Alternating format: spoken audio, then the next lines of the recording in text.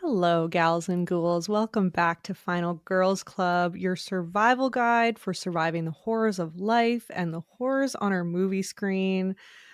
I'm Emily, And I'm Sammy. and welcome to the clubhouse. Welcome. You like that slick intro? Yeah, we're getting it. We're circling it. I, I'm giving myself a pat on the back, trying to work on my elevator pitch here, always for Always. myself and our creative projects. I can't help but girl boss. I know you're always on your grind set mindset, and I'm grateful for that. Rise and grind. It's the only way I know how to do it. Mm-hmm. Yep. It's the darkest time of year, and it's time for moving in silence behind the scenes and glowing up. No, Well, this is my grinding. time. This is my time to thrive. This is where everyone feels weird and dark. And as a Scorpio, that's just a baseline of how I'm doing. So everyone getting on my level makes me feel comforted and a little joyful in my own twisted way. Great. No, it's good to embrace and enjoy your birthday season. There's nothing wrong with that. Yeah. Yeah. Yeah. Well, well, shall we get into this rich text ahead of us today? I feel we have abused the term rich text. We've used it for I disagree, but okay, we've actually, used it just the right amount. just the right amount for the appropriate reality TV offerings Mm-hmm. and not limited to, also including the movie we're talking about today. Mm-hmm. Yes, we are finally getting to Scream, the original Scream from 1996. I'm so glad we covered it. I was a little worried like that you would be too scared from it. I would love to hear your initial impressions as a first time watcher. Okay, so I was not too scared. That's something I don't know if I just like my subconscious likes to keep you on your toes with which suggestions of yours are going to deeply traumatize me for weeks and which are going to be completely fine. Like you're like always you never know what you're going to get. But I uh, try to learn like things like about people's triggers and stuff, and I thought gore was one for you, and this one's pretty gory, so I was like, okay, maybe this will be scary for her. well, I am getting my senses bludgeoned and desensitized by watching so many of these. Oh, So that nice, it's is working. it is working. It is working. Yeah, I'm getting more numb by the day, so that's good. Um Perfect. yeah, really good. Also, I think that like my psyche and heart and mind are in the late 90s, early 2000s. So that aesthetic is so soothing to me that it offsets the horrors that could occur at that time. Like Yeah. just It's the like when haircuts. people become like acclimatized to their like chaotic circumstances, and that's the only thing that like brings them solace after a while. That Yeah. hopefully that'll happen to you. And now it will create like a sense of calm every time a horror movie comes on. As long as it's in Oh, the in the 90s only. 1995 to 2005. A As sweet long as spot. that is the sweet spot for me. So as long as it's there, I'm good. Um and also I don't know, it's hard to say. I think probably my triggers lie with the more modern horror movies, which really have get more and more advanced in how much they play off of like psychological warfare with audiences. Yeah. Like they get very it gets more and more kind of complex and convoluted. I mean, I think this one's pretty complex and convoluted. True. But yes, it's of the time. It's not like of now. As we've said many times, these films reflect the anxieties of the current day. So now we're a little past this like Ted Bundy style serial killer panic. We've moved on to other things like technology destroying us from within, etc. Although a lot of this film revolves around fear of technology, ironically. That's absolutely right, Emily. I'm glad you brought that up. Yes.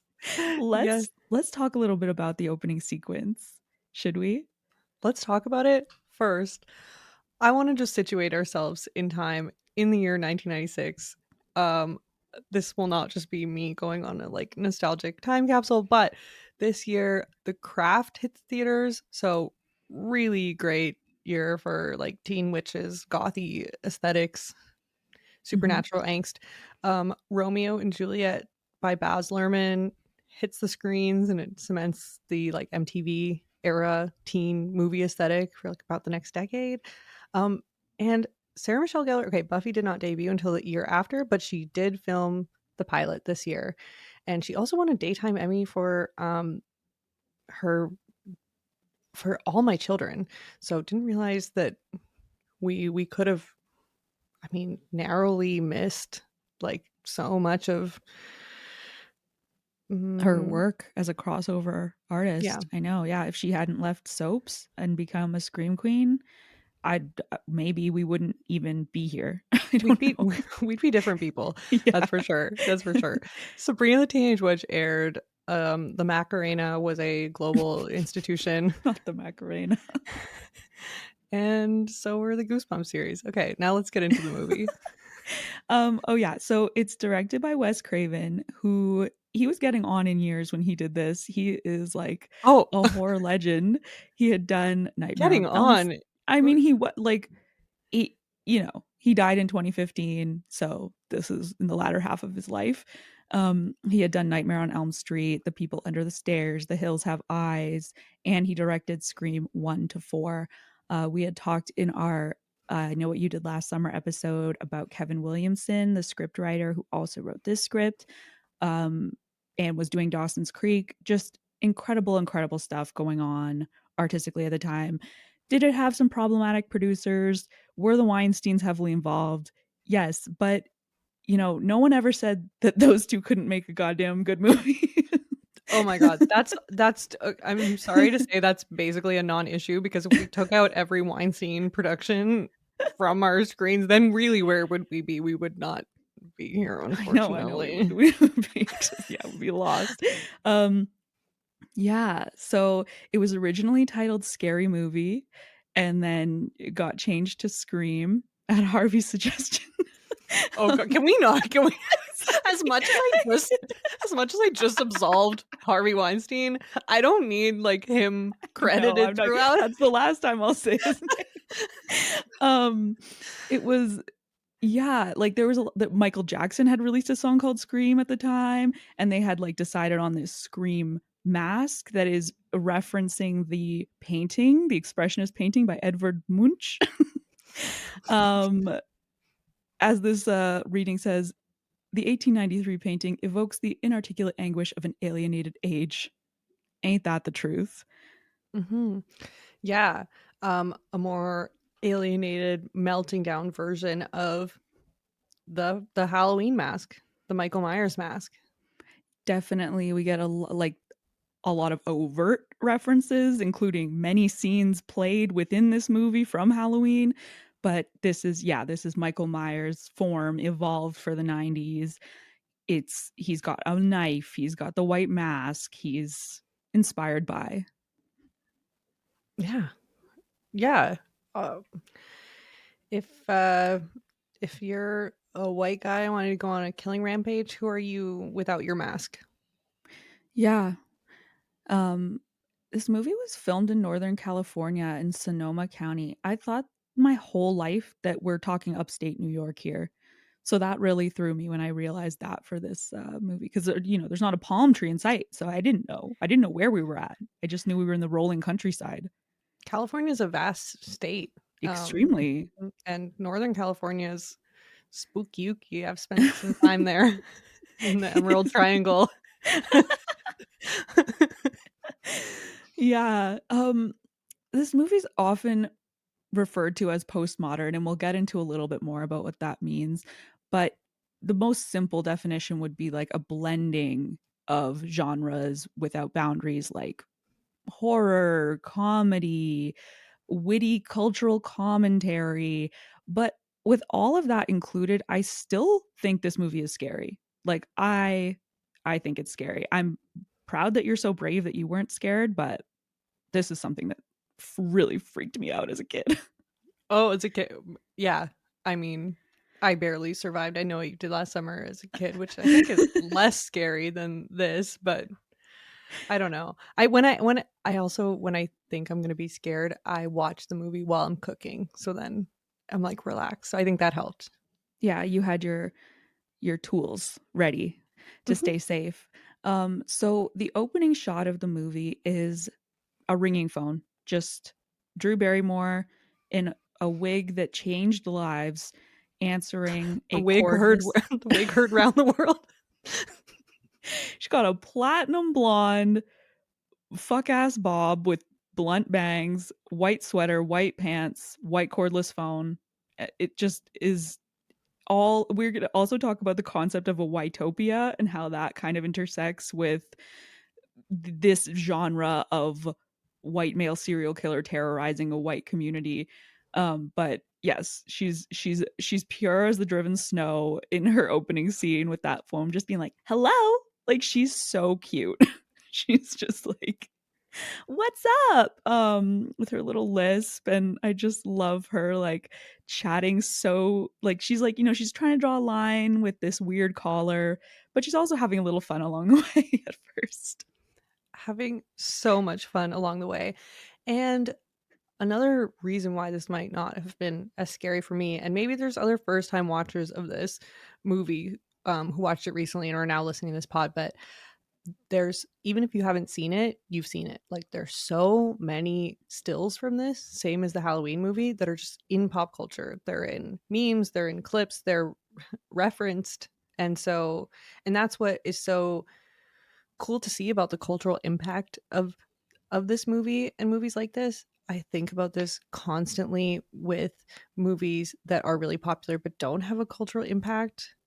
Like Yeah, Avatar comes to mind, right. broke every box office record. When do you ever see an Avatar reference or hear, like, it's just it was kind of a nothing Hmm. movie as far as permeating into people's minds, but this spawned like a subgenre of like the scary movie franchise. And Absolutely. It launched so many parodies, so many references. It reinvigorated the horror genre as a whole, which we might have, lost. It was like fading away at the time of the late 80s, early 90s. All the slashers have been done to death. People were tired of it, but this movie found a way to like speak to the audience as very like intelligent, knowing pop culture aficionados.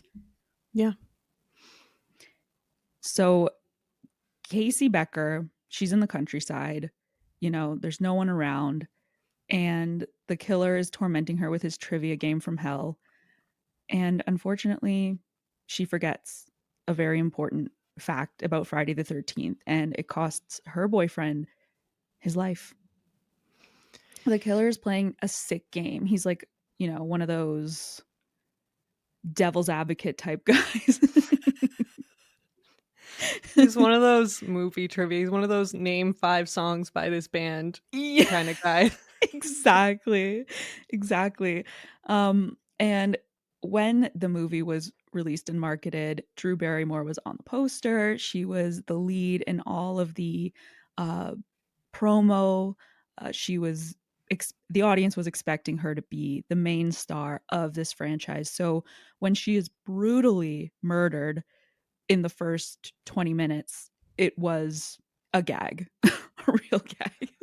Yeah. And it was rumored that she was originally cast as the lead role as Sydney, but this was switched not long before the film Mhm. before the production started up, because it was this genius move where it was like Drew Barrymore at the height of her fame, although I still feel like she's at her height. Yeah, If she died immediately, it's like anything could happen. It throws yeah, the audience member off completely. Um, totally, totally. And she wanted to play this role more than Sydney. Like it was her choice. She thought this would be the more not more iconic, but like it's just such a perfect fit of like actress, role, scene, costume, location, everything. It's so iconic and has been done to death so many times, but it truly instilled a sense of fear that like of being in the countryside and being just surrounded by trees, knowing that the police couldn't get to you for an hour plus. Like it just instilled something in me that never went away when the killer is like, they'll never reach you in time. Like, don't even bother calling. Like, it's all going to be over by then. Super scary impression of this like sprawling beautiful white farmhouse with this gorgeous pool, steam pouring off of it. It's like this dream life, dream house. But what if there was a freak with a cell phone there? It could all be fucked up in a second. Yeah, because they won't get to you in time in the countryside. No. So And I have a fun fact about the filming of this scene. They were using a prop phone that was a real phone, but it was not fully disconnected. So she kept dialing. Drew Barrymore kept dialing 911 and repeatedly made real calls to 911 before they realized what was going on. she was channeling, like, it feels so real, her fear to me. I don't know. She really did something with this scene. She's an incredible actress, and it really says something to her star power that she could be in the movie for what, less than 10 minutes of a nearly 2-hour movie at most, and she is one of the faces of this movie. It's not just a bait and switch. She plays such a key role, and that beautiful fuck ass Bob is like Mhm. cemented into Absolutely. into the canon. I bought the bob a few years ago to wear to a Halloween party that I never ended up going to, and it's just sitting in a drawer somewhere. But one day I will reveal my Casey Becker drag. Um, We need to do like a live show someday just to like do a Casey Becker drag, do Pearl drag, just do like have we 20 need outfit an excuse. reveals. Yes, we need an excuse for final girl costume party. Mhm. So after Drew dies in a really sad way where she's trying to call for her parents, they come home but they're too late. She can't scream for her mom because her throat is cut. The phone is there, but they can hear her voice, but she can't quite get help. Um, then we immediately smash cut to the real heroine of the series, Sydney. Um, why am I gapping on her last name? Sidney Prescott. Thank you. Sidney Prescott, Nev Campbell. Can't believe she had The Craft and this movie come out in the same year. What a big year for her. She Um, was channeling in 1996. yes, she was in a flow state. And we immediately get to know her loser boyfriend, Billy, who climbs through the window. And his main character drive, thrust, if you will, is trying to get in her pants, like trying to wear her down. We don't know the full extent of like why she's pushing back yet, but he's being a real creep, and he has some iconic lines in this scene, like "The Exorcist was on TV, got me thinking of you." He says because all the good parts were cut out for TV, and like I thought our relationship was going to be NC-17, and now it feels like it's just for general audiences. And he's like, "Oh, I wouldn't dream of breaking your underwear rule." Yeah. Yeah, he has I think my favorite line from the movie later on when he's still like on this whole tip, he's on this war of attrition against her vagina, I guess, like trying, and she's like, sorry, I'm sad that she's sad that her mother brutally died a year before. And at one point he's like, your mom died a year ago. I think it's time need to get over it. I I know. As part of It, the Dead Mom Club, that is peak humor to me. I laughed so much at that. absolutely. And huge chunks of the dialogue were lifted straight out of this movie into Scary Movie with no changes, just because it's so funny and so strange at times but it's like not that different than real life because guys really do be like this. Yeah. Like, um, but And then it can sometimes be played for laughs or it can be like a sad tragedy. well, yeah, I mean, it is actually tragic for someone in real life to tell you, like, just get over it. It's been a Right. year, but it is also very funny. Yeah. Um, so we meet Sydney's sarcastic best friend Tatum. Uh, the news is out, there's a killer at school, and we get to meet the cast of characters as they sit around the fountain, another iconic scene. Um, I don't know. I wish I could, like, when I go back in time to when I watched it the first time, they have all these teasers that Billy's the killer. He seems like he's going to be the killer. And looking back, like the conversation between Stu and Billy, they're so creepy the whole time. Like they're so inappropriate with their jokes about these students that were just brutally murdered the night before. Even Tatum gets in a lot of jokes. Like everyone is taking it really lightly. Yeah, I know, like, they are high school students, so they're known to be more immature, but this does go beyond. The callousness in this movie is an interesting angle that they took. Yeah. Um we hear that their alibis, Billy was with Sydney for part of the night, Stu was with Tatum, so, it couldn't be me. Um we Sydney's dad is out of town for the death anniversary of her mother. Uh Terrible time to go away. He, barely he's just like, you can try to call the Hilton at the airport in the city that I'm going to, like, whatever, if you need something. Goodbye. And we don't see him again till the end. And Sydney goes to sleep over at Tatum's house and has to see her mother's SA and murder be drug up on the news, brought back into the news cycle, as well as people chiming in with their creepy opinions. Did you clock that when she's talking to the principal, he like strokes her face? Yes. Yeah, so I yeah, like there's many horrors of this movie. there's many horrors of this movie, and I didn't like think like I like jumped when I saw it, but then didn't like think about it consciously. But then one of the readings was like, even the principal, who is shown to be kind of a nice guy in some ways, is like creepily sexually entitled to her, goes ahead and touches her face to be like, are you good?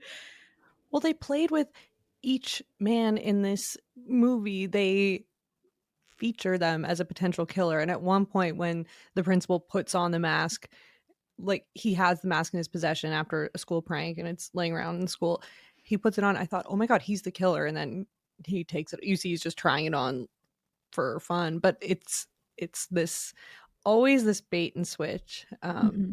with each of them. You're always guessing.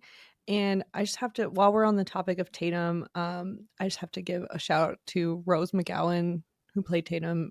Her incredible acting as well. She's the perfect, slightly clueless but fiercely protective best friend. She's she is also an icon. Everything, her little orange hair, her outfits, her lines, the weird body acting she does, like the scene where she's like doing a back bend and Stu is like grabbing her. All of the actors, the main actors, really made the most of this role and did so many strange and memorable things with it. It's really fun to rewatch. Yeah, from at least the years of 96 to 97, everyone was clocked in. Mhm. Everyone was Mhm. working hard. Yeah. So Sydney gets her first call from the killer. She doesn't believe it's the real killer at first, and he's asking her, "Do you like scary movies?" And she says, "What's the point? They're all the same. Some stupid killer stalking some big-breasted girl who's running up the stairs when she should be running out the front door. It's insulting." Um, and she ends up having to do that in this movie. So judge not, lest ye be judged, Sydney. But it's true. Like, while that does happen to her, that is true. That is what's frustrating about so many of the older scary movies. And I also think that's why I was put off of them, is because those were some of the ones that I would see snippets of where it was like pointless, like woman cowering in the corner when you're like, run, that Mm-hmm. that put me off until you got me back on, like, however many years ago. Yeah. Then the whole franchise really zeroes in on that feeling of watching a movie and saying like, look behind you, oh my god, just run, don't trip, don't look behind you, keep running, like screaming at the screen and hoping that people can outsmart the killer and get away. And we even get scenes of people watching scary movies while someone's sneaking up behind them, and just a lot of like self reflexivity. Inception, scary movie Inception. It is scary movie Inception. So this killer torments her. Um, and Billy the creep is, he comes in her room and it's just like, oh, don't worry, babe, I scared him away. But she's starting to suspect him and, sees a cell phone in his pocket and is ready to report him to Dewey, Deputy Dewey, David Arquette. He's so cute in this movie. He is. And I'm excited to talk about his role of representing positive masculinity Yeah, like later on. very, very stupid, but positive masculinity. It's fine for them to coexist in one character. Just a big, nice dummy. Yeah. Mm-hmm. Sometimes that's a very comforting person to have around in troubled times.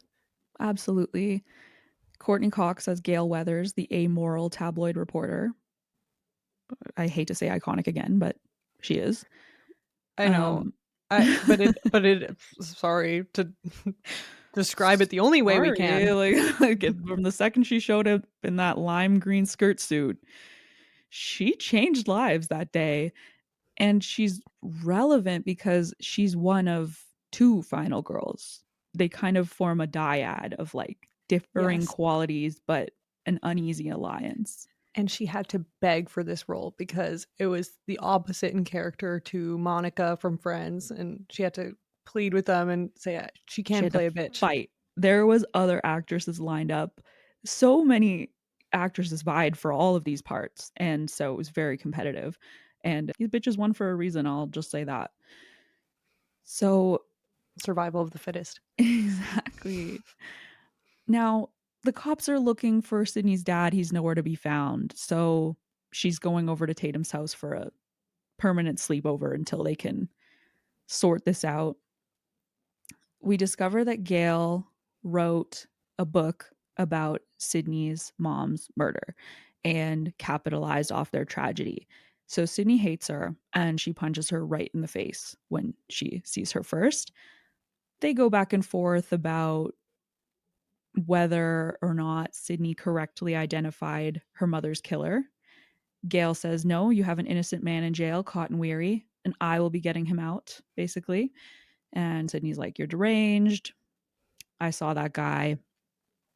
But Gail thinks he was framed. So this is one time when Gail is correct and Sydney is incorrect, which doesn't happen a lot. But Well, Gail turns out to be correct about pretty much everything because that was the main point that she was trying to push throughout the movie. I mean, she's billed as this kind of sleazy reporter who will just jump on any story in any angle, but in this case, she was the only one really saying what yeah, happened.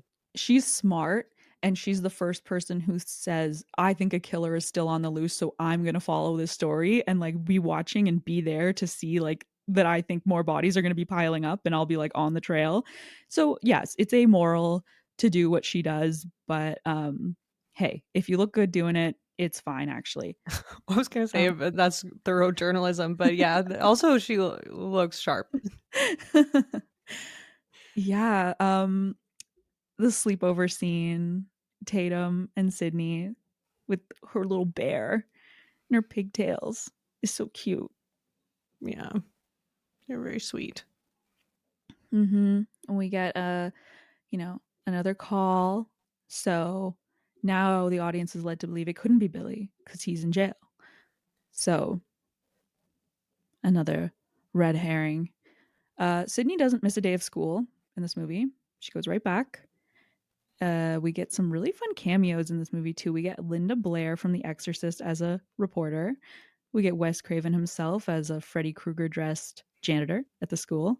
Um, Lots of little Easter eggs. This movie is not afraid to reference or not reference. Absolutely. Absolutely.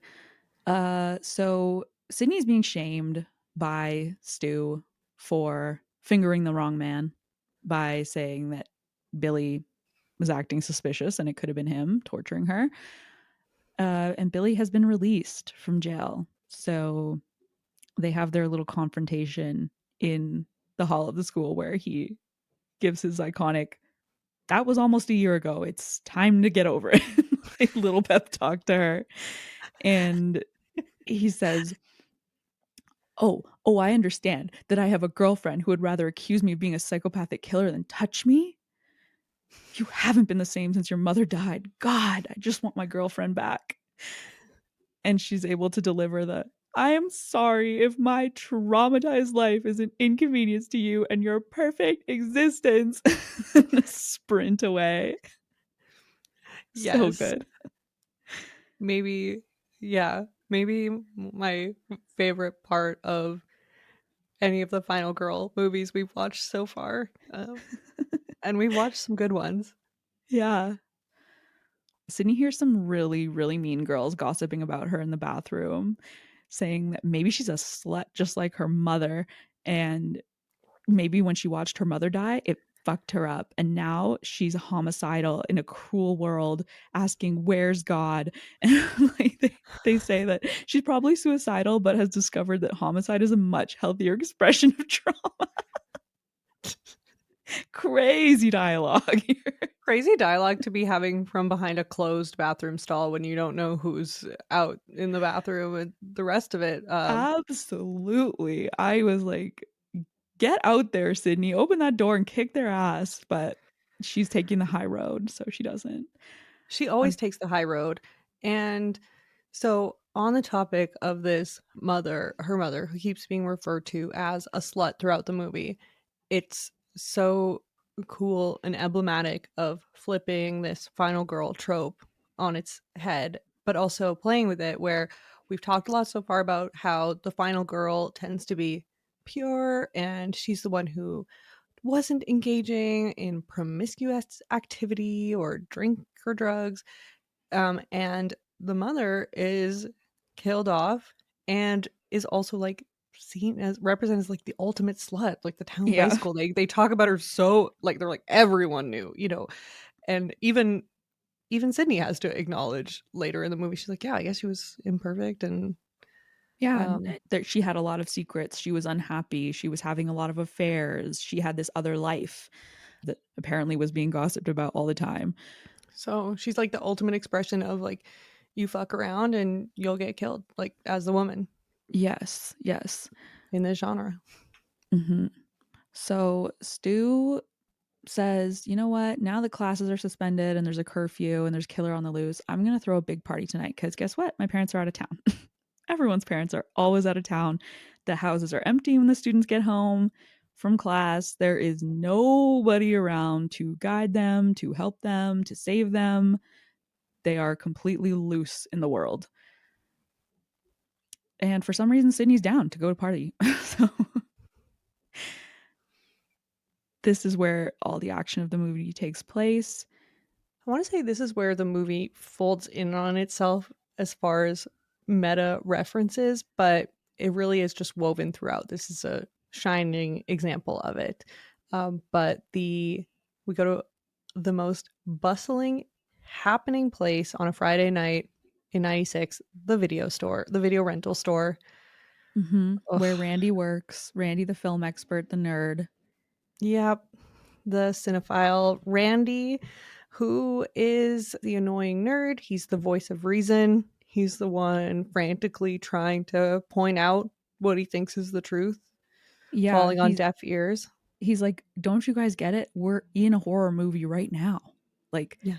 and there's a formula to it, and I think I know who did it. And even though he's hanging out with Stu and Billy at the time, he's like, "Stu, I think it's Billy." Like, he is fucking weird. And Billy's off in the video store looking ominous and flirting it up with random girls. And he's questioning like why would he kill his girlfriend? And Randy says accurately, well, accurately to how life goes, there's always some stupid reason to kill your girlfriend. Yeah, exactly. He's like, "You don't want to make it too complicated." And Stu's like, "Okay, well, what would be his reason?" He's like, "I don't know, maybe she wouldn't have sex with him." And Randy uses this opportunity to be like, "Hey, do you think like maybe if it is Billy and they break up, do you think I'd have a chance with Sydney?" um, so they call Billy over and they start torturing Randy a little bit and being like, "Oh gosh, okay, if he's the killer, what's his motive?" And Randy says, "It's the millennium. Motives are incidental." Another theme in this movie is, is it scarier to have no motive, or do you kind of need a motive to tie up the story, which they ultimately decide on that one. I can't decide if I prefer the killer to have a motive or for it to be senseless. It's nice to have a blend. Okay, yeah. Yeah, why choose? Why Why choose? We can choose? have it all. Yeah, in this day and age. We are with Tatum and Dewey and Sidney chatting about boys, chatting about when they make a movie about this, who's going to play you. Dewey says, I see you as young Meg Ryan. And she says, with my luck, they'd cast Tori Spelling. And they do Oof, cast Tori Spelling to play the movie version of her in Scream 3. that's poor Tori. I know. Catching strays to this very day. But she took it like a champ. Mhm. Um, Tatum's trying to give, a little rah-rah speech. She's like, so you have a few intimacy issues as a result of your mother's untimely death. It's no big deal, Sid. You'll thaw out. It again, love it. Love it. Because as much as that is reductive and that's not how psychology works, at the same time, it does feel like just being in a big ice cube and then you just have to slowly let it thaw on its own time. Right. Sydney's feeling guilty. She's like, oh, Billy's been so patient with me. How many guys would put up with a girl who's sexually anorexic? Tatum's like, he doesn't deserve you. And that's the truth, even with all your issues. Yeah, Tatum knew too much and for that she had to die. Yep. So Her idiot boyfriend sends her out to the garage to get beer for the whole party. And we get the iconic garage scene. She's in a lime green turtleneck t shirt and a swirl psychedelic pattern orange mini skirt. That's important for the scene. remember that. Remember that. She has a very funny scene in the garage being confronted with the killer, and she just can't take it serious. And she's just like, "Oh, we're gonna play psycho killer. Can I be your helpless victim? But don't kill me. I want to be in the sequel." And she plays along with it for a really long time. The knife's out. The knife, being held up to her. She still thinks it's all a big gag until he stabs her. Mhm. He stabs her and she's not dead.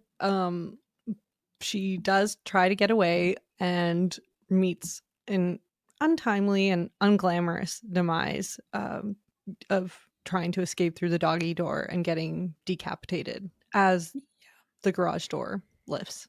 The garage door, whoever installed it put in a no mercy clause and it just snaps her in half.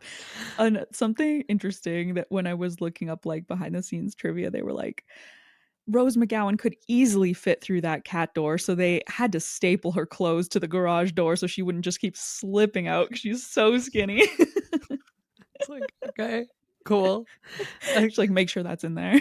Yeah, lest we forget, heroin chic was the term for what was cool at the time of how you're supposed to look. So she fit the mold, could fit through a little kitty cat door. Yeah, she's But so close to getting away, but she doesn't quite. Nobody discovers her body for hours. Billy shows up to the party. Stu's like, hey, why don't you and Sydney go up to my parents' room? You guys can talk, whatever.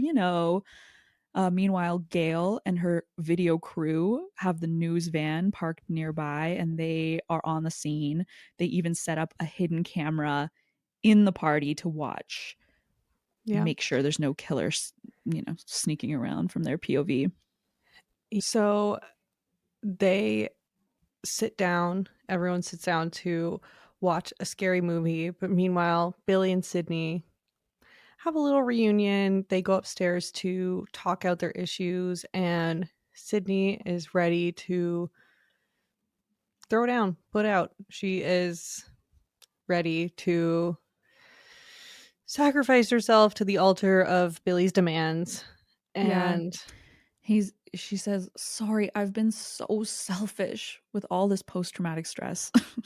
yeah, and he says, yes, you have. You've been a little bitch. Well, he doesn't actually say that, but it's implied throughout. And yeah, they make love. So there's Mm-hmm. that. And And we don't get a sex scene. We don't get any boobs in this movie. It's like intent, I think, an interesting subversion of all the boobs we got in Halloween. And, you know, we did get some sex scenes, not that they were super sexy, but like this movie directly addresses sex and slut shaming and so many things, but it does it without being sexy. Yeah, it's true. Well, I mean, it's like, yeah, it's implied because in Halloween and a lot of these slasher movies, you show your boobs, you will be getting killed later Yeah. on, like for your sins.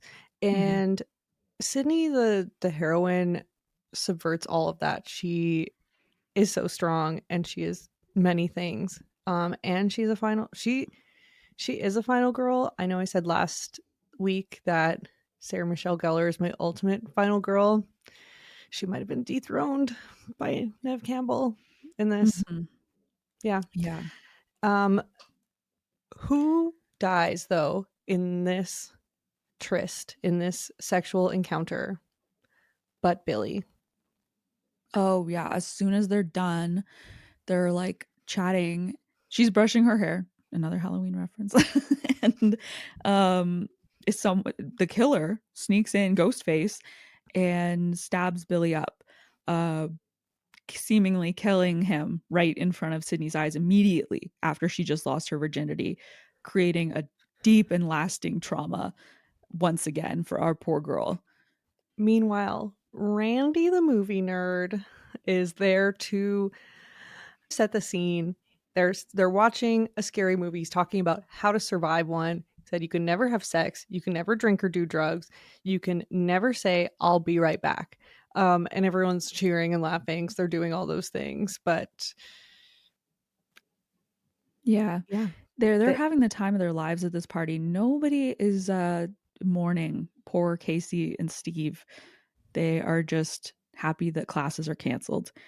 And meanwhile, Dewey's kind of making the moves on Gail, being like, "Hey girl, you want to go for a little walk with me? I heard there was a suspicious car in the woods down there. We can go on foot and see."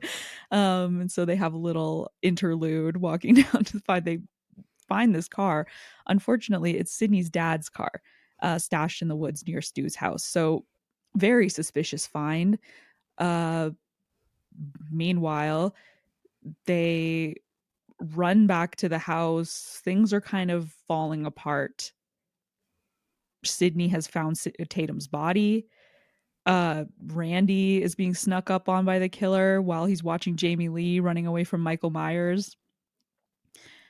And eventually, both Randy and Stu approach Sydney saying the other one is the killer. And let us, like, they're both saying, let me in. Like, she's got the gun, she's pointing it at them, she's in front of the door. And she says, fuck both of you. I don't know who it is, I don't care. Locks them out. This is girl power. yeah, yeah. She is about to realize that her boyfriend, who's been pressuring her to have sex, is actually involved in a homoerotic murderous duo with his best friend slash lover. Exactly. And not only did they do all these murders, kill her best friend, etc., they also killed her mother a year ago. So horrific reveal after you lose your virginity to someone. And a good this was a good reminder to me as a child. Don't trust any man. Just don't. Lock them out. Leave them to die. Like, don't invite them in, because if you do, they'll probably be the one to kill you. Um and when when she discovers that he's the killer, she's like rushing to help him. He's all bloody, and then um Randy is like, he's gone mad. And Billy's like, we all go a little mad sometimes. And then Yeah. he like does a little like, it's from Psycho. Anthony Perkins, my hero, reveals, he loves to talk about their whole plan. He's like, this is actually corn syrup, just like the pig's blood in Carrie. Like, we've been doing a bit. We've been doing a little pretending, me and Stu. Yes. They are very campy in their delivery and reveal that they've been a secret murderous duo this whole time. They're Yeah. Well, Billy's playing it very straight and scary. Stu is clowning the house down. Mhm. He He's is. doing bit after bit, silly faces, full physical comedy. Like he thinks this is hilarious. And there is a lot of comedy throughout. I think I was surprised to see that after watching it that this movie is billed as a comedy horror, but there's so much slapstick to even Ghostface getting like pummeled and hit in the face and like pull bam. There's a lot of Yeah, that. he's always doing like slip and falls and stuff. Yeah, yes, lots of whoop, whoop, whoop, slipping on the ground. And yeah, Stu is the perfect offsetting comedic relief to the tension created by Billy. And fun little fact, Matthew Lillard was not even supposed to be in the movie. He was accompanying his girlfriend to audition for something else in the same building. They just saw him in the hallway, said, "You you get in here. You look goofy." Mhm. Yeah. Yeah, they encouraged him to be the goofy guy and he does amazing with it. So Billy reveals his fucking murder uh, motive that Sydney's mom was having an affair with his dad, and therefore she's the reason that Billy's dad abandoned him. And he says, maternal abandonment causes serious deviant behavior. I mean, it Yeah. certainly fucked you up, Sydney. Look, you had sex with a psychopath. Mean. Mean. And also his little like woe is me explanation for why he had to turn into a murderer. And it's like again, anything but therapy. Like, Yeah, or even like being mad at your dad for having the affair that drove your mother away. yeah, how about Um, that? How about your dad chose his own path? But that's never explored. yeah, this like it centers Billy as the kind of like incel psycho killer who blames women's sexuality for like everything bad in the world. A bit of a harbinger for what was to come online. Uh, so they also reveal that they've got Sydney's dad tied up and they're planning to frame him for the whole thing. They're going to make it look like he's, some sort of pervert. He's been endangering Sydney. He killed all these teenagers. And they have a pretty airtight plan to frame him. And they say it's so easy to frame the dad. Yeah. That's who everyone suspects. Well, and then because that is who it usually is. Yeah. So Yeah. And her dad is just so useless in this movie. Like, he's not only a huge liability for her, but like she has to take on the role of being his protector and his savior, as well as fighting for her life against trauma, multiple killers, sexual trauma, like just so many horrible things going on at once. Luckily, she's very strong. So Sid and Billy have the idea that they're going to stab each other up and make it look like they were the only two survivors of a massacre. yeah, they go too a little too hard with the stabbing. Um, Mhm. they essentially almost take each other out.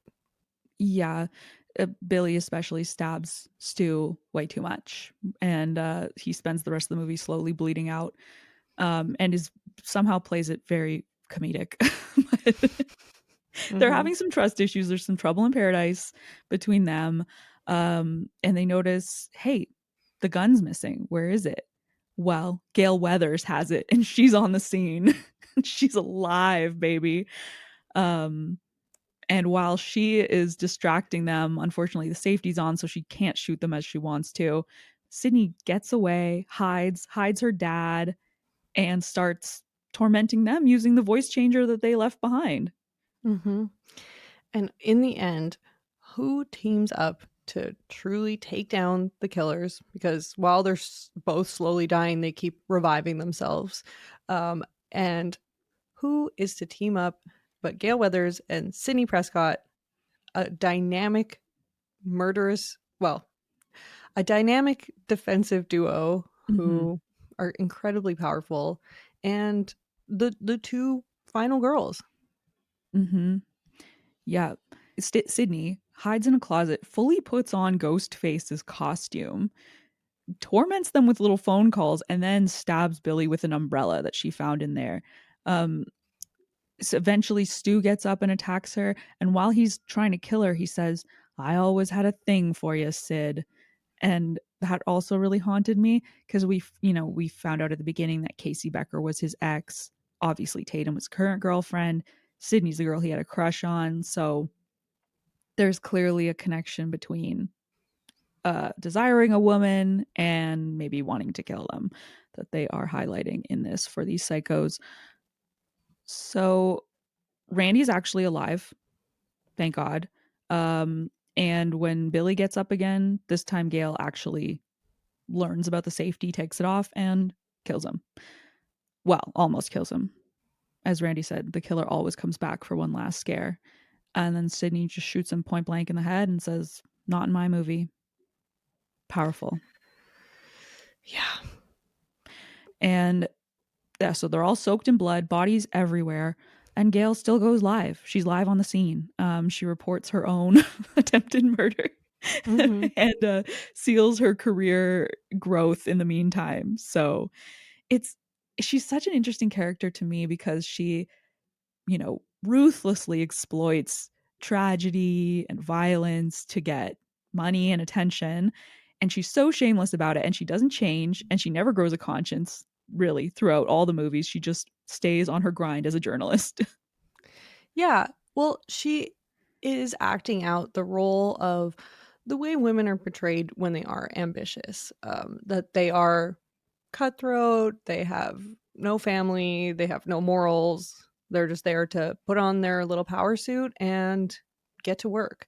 So she is that, but she's also triumphant. And it's like, also, is that a crime to also want to just focus on your job and be in the field? Yeah, I But think it's cool because the movies don't punish her for it, and they don't try to make her a better person. She's just yes, allowed to exist as she is, as this ruthlessly ambitious woman. yeah. There's an essay by Kathleen Rowe Carlin, Scream Popular Culture and Feminism's Third Wave, that points out that she kind of plays this almost like surrogate mother figure to Sydney and protects her in the like helps her in the end. She's also the enemy of her. At the beginning she gets punched in the face and captures the complicated dynamics that mothers and daughters can often have. Mm-hmm. Right. So they have this complex relationship where they're in conflict a lot of the time, but as the franchise goes on, especially, they form this sort of uneasy alliance, this solidarity between women who have common goals. They're not psychopathic killers. They want to protect each other, even when they don't like each other. They have a common goal of surviving. And the author says that in that way, they suggest a kind of coalition politics for the third wave of feminism, which I love. Like you may not agree or love everything that your fellow woman does, but you're on the same side when it comes to the big monsters. Mm-hmm. Yeah, uh, the common goal of trying to survive and just that really that trying to not get killed. That part. It's a full time job sometimes. Um, Totally. shall we talk about the role of phones and the technological anxiety Yes, we should. this was expressing, which is so ironic. I was laughing. It was unintentional comedy in this movie when a large, like, I thought it was a home phone, but I guess it was a rudimentary cell phone, falls out of Billy's pocket. And it's like, what were you doing with a cell phone? And A it almost, rudimentary well, I was yeah. like, at No, first I was like, true, true. Yeah. at I first I also was, thought at first I thought that was like the cordless phone that Casey had at the beginning, but it's maybe one third of the width yeah, of it's the like depth. a slightly skinnier cordless home phone, but Yeah. it is a cell phone. I don't even know like how it fit in his pocket. I understand why it fell out, but it was like it almost frames him for murder. That I one, know, I know. and later they're like, why would he have a cell phone with him? Yes, yes. The cell phone, the call, the cordless phone is are omens of death in the movie. The cell phone is seen as a negative presence that is able to reach its victim wherever and whenever. There wasn't the same kind of tracking and locating technology at the time. So, seemingly, with a cell phone, you could be free to commit way more crimes and not be as traceable. Yeah, it's wild what anxiety would be provoked by one in every 10 or 20th person having this big brick in their pocket. The the irony given today, like, I fell for an AI video this morning. I'm very ashamed to say. Oh, Um, come on. They're almost indistinguishable now. that's what I'm that exactly, exactly, and by next year, they probably will be indistinguishable, which is terrifying, but it can't be lost on us how every major technological advancement or hurdle is scary and does present a whole new, like, world of what people can, like, do and get away with, so Mhm. Yeah. There's an interesting article that examines how the final girl trope intersects with the legal system, where the author's saying, like, if a woman kills her violent partner, she's still characterized as a victim, like that she was forced by extreme circumstances to take extraordinary measures. She's not really exercising any choice. Thus, the final girl could be seen as more of a tortured survivor than someone with agency. But what's cool about the Scream films is that they reversed the horror tradition that had existed up to that point, where in franchises like Halloween or Friday the 13th, the cast will change in between the movies. The final girls will change, but the killer is kind of the main character in a sense, and he's what ties each film to each other, and he goes on. But Scream changed that to the final girls, Gail and Sidney, actually being the recurring characters and the people who have to fight time and time again against different killers popping up and bringing violence to them. yeah, like, before that, the killer always had the last laugh, and this showed that the final girl can have the last laugh. This was one of the key moments of creating of the modern final girl. Absolutely. And it started a trend of having more of a group survive. Like there's quite a few survivors at the end of this one. We get Randy's alive, Gail, Dewey's even alive, Sydney. So it's more of a focus on a collective effort, a group effort, um, everybody helping each other out to survive, collaborate, and then as the franchise goes on and we get younger final girls coming in, Sydney is a mentor to them and she wants to share her knowledge and help them from having the same horrible things happen to them that happened to her. Mhm. Yeah. Um, shall we move on to one of the most terrifying concepts, just a large group of white people, Yes, also we known must. as a whitopia, as the Yes. author Rich Benjamin said in the essay Searching for Whitopia? Yes, and white male monsters. So this movie is a good example of showing a white middle class suburban or countryside space where what's once considered idyllic becomes a site of risk. He describes Whitopia as areas that gentrified and segregated whiteness, where subjects prided the values of ordinariness, orderliness, safety, and comfort. However, in 20th century slashers, this security crumbled from within. The monsters are predominantly white, the Freddy Kruegers, the Michael Myers, etc., and they're roaming the suburbs, killing kids while inattentive, negligent, or alcohol soaked parents fail to protect them. These perpetrators were able to move around and kill because they fit the white norm so well, they couldn't be immediately identifiable. Yeah, and it was also playing into the general social anxieties at the time, whereas before these kind of white suburbs were portrayed as just idyllic and the pinnacle of the American dream in a lot of ways.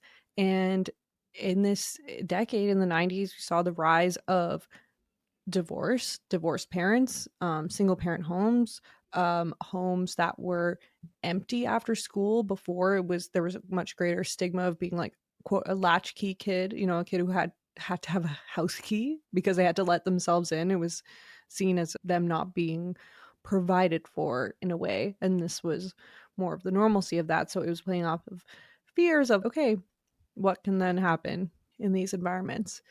Yeah, and at the time, in a study done in 1990, a few years before this movie came out, they found that 74% of serial murderers were American, 85% were male, and 82% were white. So we're getting, a sort of an outsider's look into what these psychotic white male killers might be like. And it's very interesting to me that it's written by a gay man and that this sort of homoerotic tension between Billy and Stu has kind of become its own character that was just part of what made the reveal so interesting and so unexpected. And Kevin Williamson has talked about how, yeah, I did write this in as like a coded look at sexuality, and I based it on real life killers that were a gay couple, but in the closet. And I wanted one of them to be the leader and one of them to be the follower, and that they have this dynamic of a hidden relationship. So he says he puts Stu in the position of he has feelings for his friend and he wants to follow whatever he says. And like when he wrote the script, he was hesitant to present the gay side of me in my work. So their queerness is a little coded and maybe even accidental. Then he says, I grew up in the South in both Texas and North Carolina, places where the fight for survival that you feel like you're trying to hide yourself and trying to survive until you can get out of that small town and be yourself and express yourself meant a lot to me. The Scream movies are coded in gay survival, and Sidney is a manifestation of his struggles as a gay person. He says that um, survival tales connect us. That's one of the reasons Final Girls are so important to a gay audience. And I understand the plight of a final girl. I think gay kids everywhere understand that the survival element that we have to create in ourselves. And when we're watching that final girl prove herself and rise to the challenge to save her own life, I think that's something gay kids everywhere can relate to. Yeah, and here I had to look to the literature because going into this movie blind, I thought I thought it was special. I thought I was just picking up on the homoerotic undertones. Turns out there's a vast array of literature written about this. Nev Campbell's been interviewed on the red carpet about this and has acknowledged that. And I love how the actors who play Billy and Stu, Matthew Lillard and Skeet Ulrich, call themselves the first husbands of horror. Yeah. Yeah. Matthew Lillard has been like, I'm really proud that I played a gay killer, and nobody can take that away. It was important representation at the time. And it was considered fully subtext, like not in the text that they are actually a queer couple in a physical relationship. But watching it now, it's like, girl. Yeah, I mean, it's like Bert and Ernie were never like from Sesame Street were never like said to they were just friends who lived together for 40 years. Like it's, you know, even it doesn't have to be acknowledged for it to be relatively established. But yeah, it's sort of taken that subtext has taken on a life of its own since this movie came out.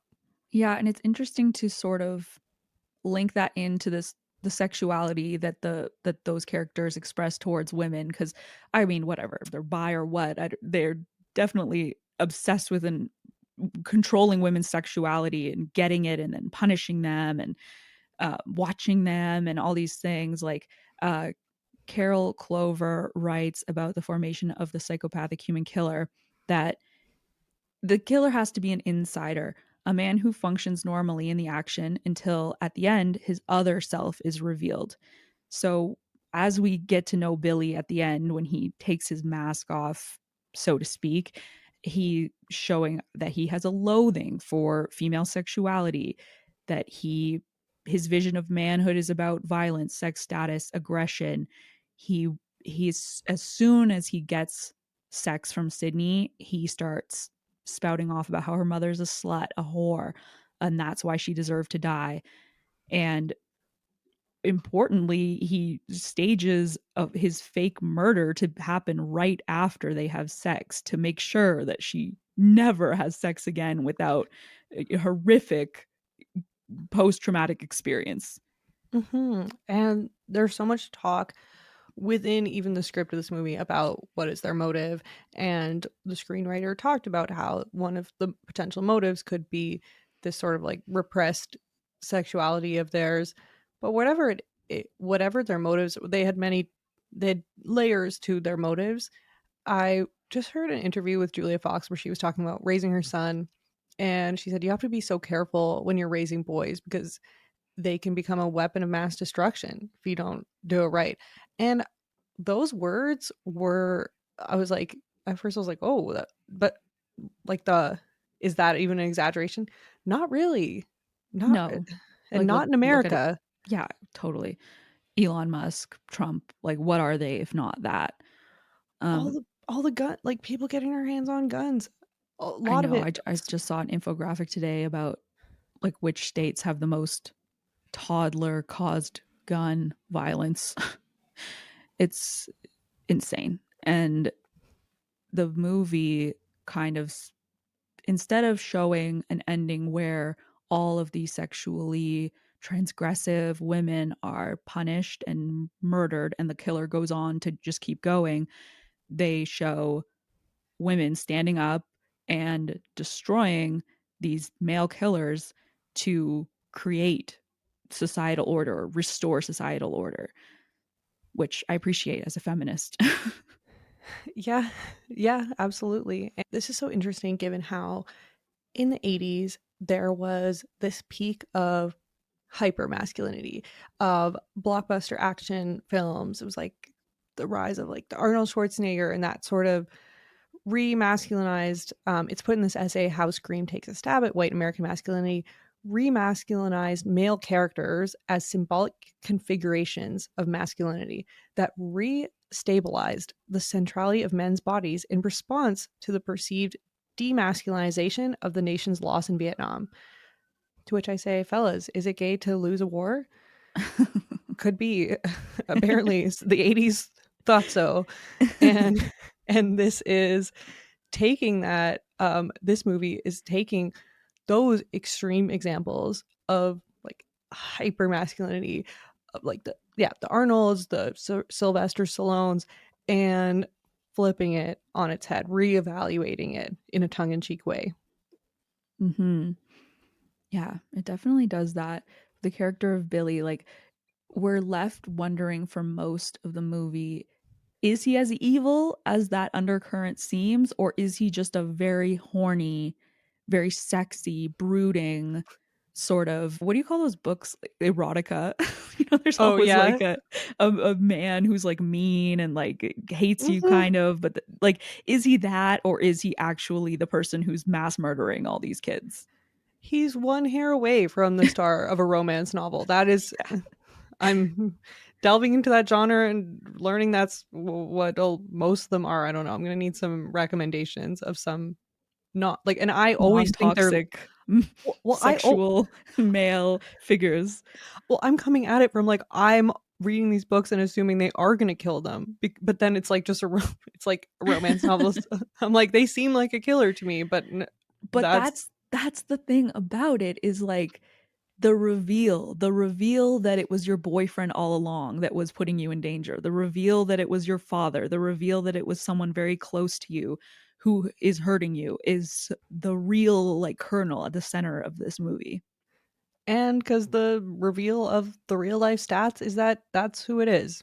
Usually, when there's something goes down, it's like a 10% of the time where it's some random person jumping out of the bushes, and the other 90% it's someone in your life. Yeah.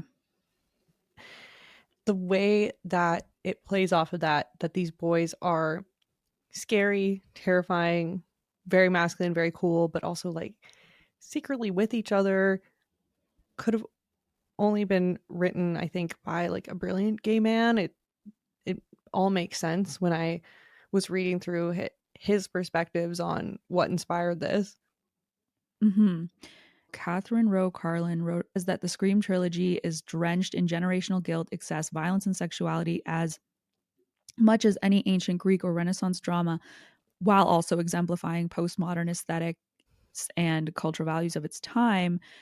However, it sort of shines a light on how coming of age into what she calls heterosexual adulthood can kill off young girls' confidence and suggests that it's a metaphor for girls that the desire for a boyfriend is a killer. Like, it's a literalization of that metaphor. She says, drawing on literary and cinematic traditions of the Gothic, it narrativizes a girl's sense of boys as mysterious and unknowable entities who, like the killer, wear masks that disguise their true identity. For a generation that gave a name to date rape and acquaintance rape, Scream shows the ease with which a trusted friend can become a potential attacker. Yeah, and this is still very much relevant. Fast forward to 2025, and there's an article going absolutely viral called "Is it embarrassing to have a boyfriend?" And Mm-hmm. I mean, yeah, for a lot of people, yes. Like, and well, this is the real tea. This is what's ironic is that we're like go on the mic or like these raging misandrists, and we do have the like sweetest husbands, like the most lovely. mm-hmm, I don't know if being um like a raging man hater gets you like a really it does. sweet man. I That's the hack because you have to put them through the highest tests and trials to know that they're actually not going to unmask as one of these guys one day. Like, well that's the and scariest fucking feeling, realizing that, like, oh, you were a piece of shit all along. Yeah, and also if you're going on these rants about the problems with men, and if they're taking like personal offense to it, if they're one of those like hashtag not all men types, it's like, well, there's a reason why they're getting offended by it. Because if Mm-hmm. not, if they're not participating in that, or they're trying to unravel their role in that you just naturally fall into in some ways as a man in society, if they're not unraveling that, then yeah, they're going to be offended. But if not, they're fine with acknowledging the facts. Yeah. And even through dialogue spoken very flippantly and sarcastically in this movie, like when Randy says, there's always some reason to kill your girlfriend, it it is an accurate reflection of the misogyny of our culture and how common spousal murder really is. Like, it's just baked into everything. Yeah, I remember back when the podcast Serial was like really a hit. It was like the Oh, don't biggest. trigger me. Don't go ahead. So this was a while ago. This was over 10 years ago now, I want to say Mm-hmm. maybe. I was caught up in the fanfare of it. And I remember you posting about it and being like, yeah, Adnan was the killer. He killed his girlfriend. What else do you think happened? The person who was creating this podcast was in love with him, and that's her own thing to deal with. Yeah. But yeah, case closed. The case is closed. The evidence was so overwhelming in so many ways. And it's just wild to me the way that some people will jump over a million hoops, through the hoops, whatever they have to do to be like, no, he's innocent. He wouldn't do that. Yes, they would. They Yeah, they fucking would. would. A girl dumps them. That is the most dangerous time to be a woman with an abusive partner. And that is something that is like just a real safety tip is if you are trying to leave someone and you even if you think like they're not capable of this, there's just something in you that feels a little like off, a little scared, like it's okay to do it in a public place or to have someone there. No, Yeah. I'm No, serious. I know it's so bleak, but yes, it is like it just taps into such a real fear, even though this is just like a fun movie. But it's, yeah, the reveal of Billy being like the ultimate threat to her existence, her family's existence, is so freaking real. Hmm. Yeah, it is.